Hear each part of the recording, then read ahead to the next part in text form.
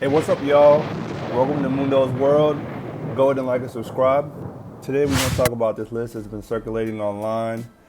Apparently, Spotify put up this list from their Rap Caviar playlist about who's on their rap Mount Rushmore. On their Mount Rushmore, they had Drake, Kendrick, and Cole, and on the third spot, they left a question mark.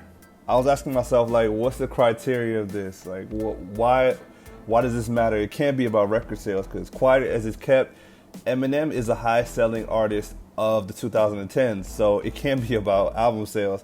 I don't necessarily think Eminem's on the list, just because I think he's become niche-y. I think he's a niche artist, and I don't think his fan base primarily listens to rap music. I don't know. I don't think that. So let's go ahead and look at the three artists they have up there. Let's start with Drake. I mean, this is obvious. Not gonna go back and forth with it. It's pretty much a no-brainer. He's had some of the biggest moments in hip hop. He's done a lot of things for hip hop. He's done the rap beefs. Came out strong on both of them, to be honest with you. He's done well with sales. I think he's fifth on that list, and I think he's number one in album streams. So it's a no-brainer. He also has been known to put on a lot of the artists, that are some of the biggest. He's had some of their biggest singles. So we're not gonna debate about Drake.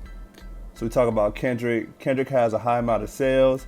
He's also had a few critically acclaimed albums. Good Kid, Mad City is one of the best rap albums of this decade, really in rap ever. I actually think Damn was better, to be honest, in my opinion. He's also had big hip hop moments. Literally, the Control verse might be the greatest verse of all time. Not because it's good, but it's because of the impact it did to the culture. It literally trended for 3 weeks. I mean, who else can do that? And it got a lot, like multiple rappers in their feelings. A lot of people were giving response videos. He wasn't even talking about them. And let's be honest, in terms of being a rowdy rap artist, he is number one. There's nobody close to him. Now let's talk about J. Cole. This is where things get a little iffy. I mean, I'm comfortable with him being on there, but I don't know if he deserves to be on there above others. I mean, I like the way J. Cole celebrities. I think he drops a rap album, then he fades away, becomes a family man, and just goes play pickup games. I mean, that's the life, to be honest with you. A lot of people's opinions will be swayed because I think he dropped a good album recently. I mean, but technically that's in 2021, so that doesn't count towards his catalog of the 2010s. In terms of impact, I think he's inspired like artists like Russ, maybe Joyner Lucas, and guys like Logic. But I kind of think he's a little bit niche-y. I mean, I don't think he really like impacts culture too much. I mean, I think he does, but I don't know if it's above the other contestants. Now for the fourth spot, who I have is Nicki, Future, Thug, Kanye, and honorable mention, we'll put Chief Keef in there. So let's talk about Chief Keef. The reason why I say he impacted culture in a big way because literally every rapper has baby dreads since he came out. He literally made people change their hairstyle since he came out. Also, the way Chicago lingo has impacted culture. People use words like thoughts on phoneme. Like a lot of people be saying ops. They never used to say that. And smoking on ops. That all came from Chief Keef's. Not saying he invented it or like he's the originator, but he definitely was the person on the forefront that brought it to the culture. He also has some songs that have impacted culture, like Finito. I think that's one of the best songs of the decade in black culture. So you have to put him there, but I don't think he's been consistent or made enough music to be on the list, but I think he's a good honorable mention. Now Nicki's by far the biggest female rapper, and she's also great. She's had the most success of a female rapper, and she has a loyal fan base. You can't say she doesn't impact culture. I saw what GJ Academics was talking about, and I don't think he wasn't disrespecting her. He just said she wasn't on it. And I kind of disagree. I mean, she has a case.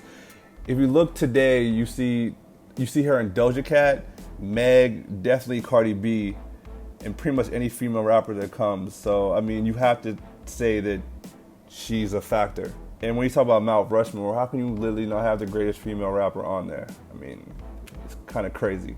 As a sidebar, you can say that Nicki inspired Cardi B, and Cardi B is the reason why all these Instagram models think that they can rap, and they've been rapping, and she really made them feel like they can do it. But I don't know if that's a good thing. Now we can look at Ye. I mean, Ye's possibly has one of the greatest rap albums of the decade or maybe even ever. My Beautiful Twisted Dark Fantasy is one of the greatest rap albums ever.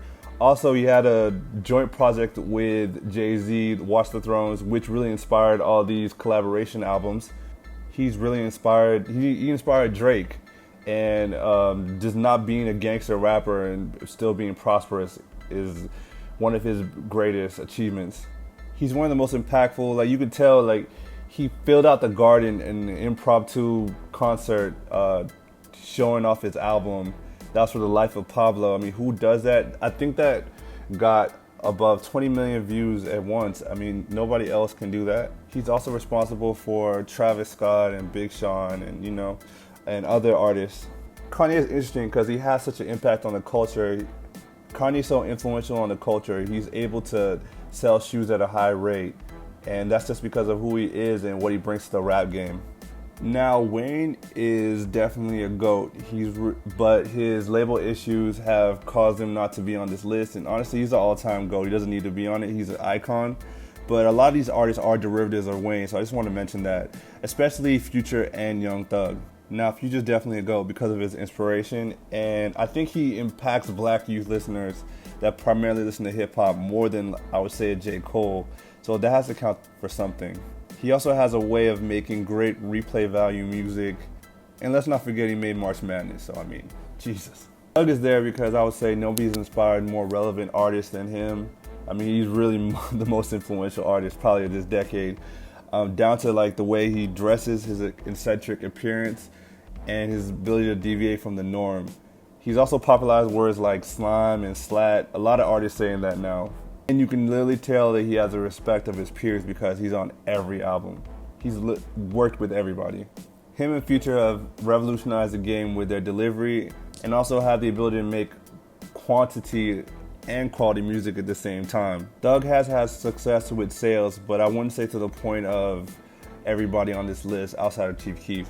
I will say this though, it's hard to quantify success because a big portion of Future and Thug are their mixtapes. I know Future had the trilogy and Thug had Rich Gang. He also had the Slime Season. So I think it's super difficult to choose between all these artists. My personal would be Drake, Thug, Future, and Ye, but Nicki's definitely should be there, and J. Cole and Kendrick. So I don't know what to do with that. It's just my opinion. I'm out.